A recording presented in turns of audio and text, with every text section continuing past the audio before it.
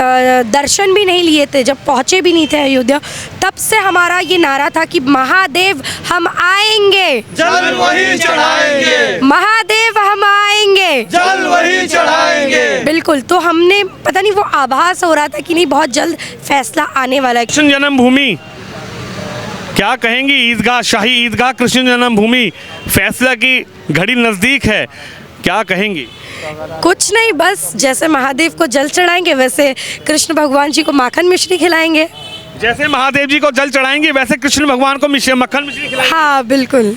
शबनम शेख भी हमारे साथ मौजूद हैं। शबनम, क्या कहेंगी? खुद आज महाराज जी ने आहुति दिलवाई, यज्ञ करवाया, मानती हैं आज पूरे दुख दर्द, जो मैं लगातार शुरुआती दौर से आपसे पूछता जा रहा हूं, आज पूरे दुख दर्द, पैरों के छाले, लोगों के ताने, मौलानाओं के फतवे, सब आज इस आहुति में प्रवेश कर गए। बिल्कुल। आज सुबह भी मैं सोकर उठी थी तो काफ़ी ज़्यादा पैरों में दर्द था। सरयू नदी में मैंने स्नान किया, पूरा दर्द मेरा चला गया। मैं वाकई में ये सच कह रही हूँ, बहुत आराम मिला। फिर उसके बाद फिर मैं परमहंस महाराज जी के पास आई, जगत गुरु परमहंस महाराज जी के पास, तो इनका आशीर्वाद लिया। फिर मैंने हवन किया, जो कि लाइफ में मैं पहली बार कर रही हूँ।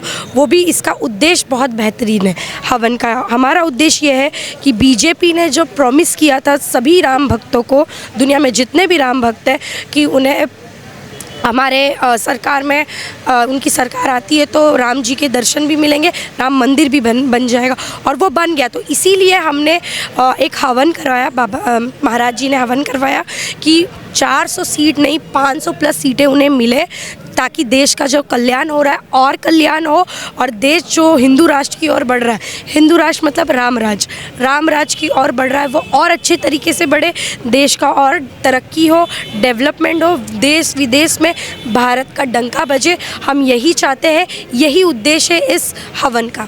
शबनम, क्या कहेंगी? रामलला के दर्शन के लिए पैदल चली, यात्रा पूरी हुई, हनुमानगढ़ी के दर्शन हुए, राम जी के दर्शन हुए, और अब एक फैसला ऐसा आ गया। अब मैंने जब पहला इंटरव्यू आपका किया था, सुशील मिश्रा जी साथ में थे, पूरी टीम आपके साथ में थी, आपने यहीं से संकल्प किया था रामलला महादेव हम आएंगे, जल वहीं चढ़ाएंगे, और आज वो फैसला भी आ गया है। यानी कि आपके दर्शन के दूसरे दिन ज्ञानवापी पर अब आपकी क्या राय है?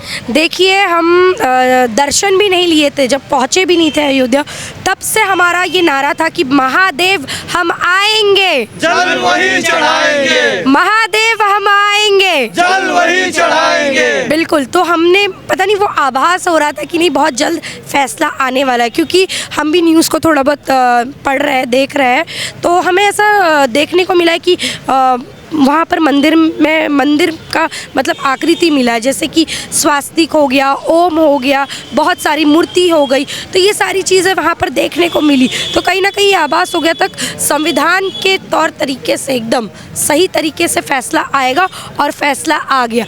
महादेव हम आएंगे, जल वही चढ़ाएंगे। फैसला आ चुका है। अब सवाल यह है कि शबनम यहाँ पर आई, दर्शन हुए, खुद महाराज जी के पास, आचार्य जी के पास आप आई, हवन कुंड में आहुति दी। अब शबनम क्या करेंगी? यहाँ से जाने के बाद शबनम सबसे पहले कहाँ जाएंगी? क्या महाराष्ट्र के किसी मंदिर में जाएंगी? अपने माता पिता से सबसे पहले मिलेंगी? यहाँ का एक्सपीरियंस, दर्शन की जो तस्वीरें हैं जो आपके दिल में बैठी हुई हैं, वो शबनम यहाँ से जाने के बाद सबसे पहले किसके पास जाएंगी? सबसे पहले मैं अपनी मम्मी डैडी के पास जाऊंगी, मेरे अम्मी अब्बू के पास, क्योंकि मैं आज 42 डेज़ है मैं उनसे दूर हूँ। मेरे को बहुत उनकी याद आती है, वो हमेशा मुझे बोलते हैं कि जल्दी आ जाओ, जल्दी आ जाओ। तो मैं पहले अपनी मम्मी डैडी से मिलूँगी।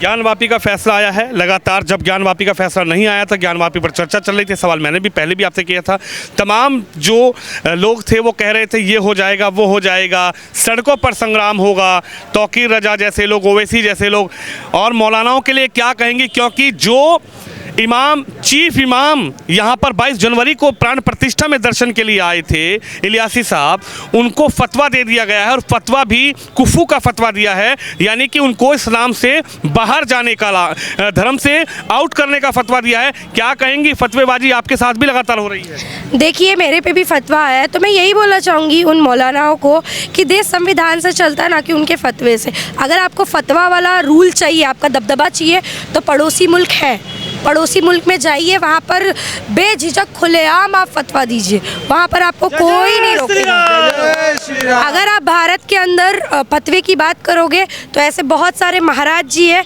आपका विरोध करेंगे, और हम जैसे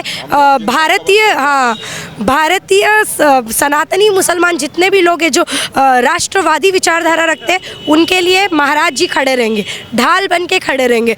तो ऐसे लोगों को मैं, ऐसे मौलाना को यही बोलूँगी भाई कि तुम देश छोड़ के चले जाओ। लेकिन अब सवाल ये उठेंगे, सोशल मीडिया पर आचार्य जी ने बुलाया, शबनम खान आचार्य से मिलने गई, शबनम शेख, मैं माफ़ कीजिए, शबनम शेख आचार्य जी से मिलने गई, और शबनम शेख को ज़बरदस्ती आचार्य जी ने हवन कुंड पर बैठा दिया कि चलो आहुति डालो, चलो हवन करो। ये ज़बरदस्ती तो नहीं है? देखिए, पूजा पाठ ये सारी चीज़ें ना ज़बरदस्ती नहीं होती है, वो दिल से होती है, सच्चे दिल से की जाती है। तो जो मैंने किया है वो सच्चे दिल से किया है। कोई पूरी दुनिया में कोई किसी से ज़बरदस्ती कोई काम करवा ही नहीं सकता बिना उसके मर्ज़ी के। तो अपने मर्ज़ी से आई, और ये अच्छा हवन है भाई।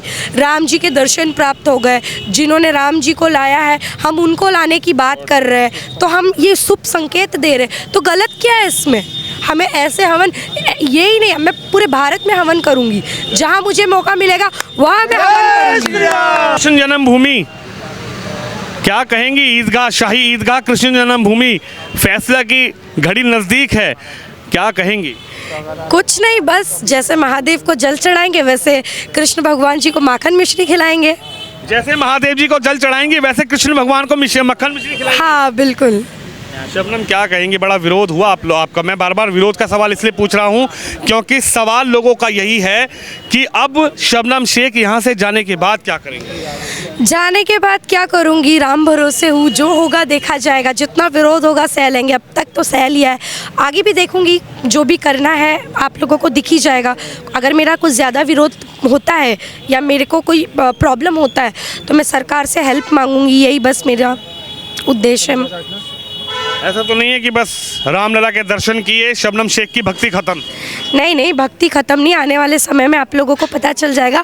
हर चीज़ रिवील नहीं की जाती है, हर चीज़ रिवील इसलिए नहीं की जाती है क्योंकि नज़र लग जाती है। कहीं ना कहीं बुरे लोग भी बहुत है, अच्छे लोग हैं तो बुरे लोग भी बहुत है, तो फिर आपको आने वाले समय में मेरा काम दिख जाएगा। दर्शन करते ही किससे पहले बात हुई? दर्शन करते ही घर में, परिवार में किनसे बात हुई और क्या आपने कहा और क्या कहेंगी? क्या इस वक्त आप यहाँ पर हैं और दर्शन की तस्वीरें पूरे देश में वायरल हैं, पूरी दुनिया में वायरल हैं, तो क्या घर वालों को, पापा को, मम्मी को, अब्बू को, अम्मी को किसी तरीके की कुछ लोगों की घटनाएं झेलने को मिल रही है, कुछ यातनाएं झेलने को मिल रही है? नहीं, ऐसा कुछ भी नहीं हुआ है क्योंकि मैंने उनको एकदम प्राइवेसी मेंटेन करके रखा है।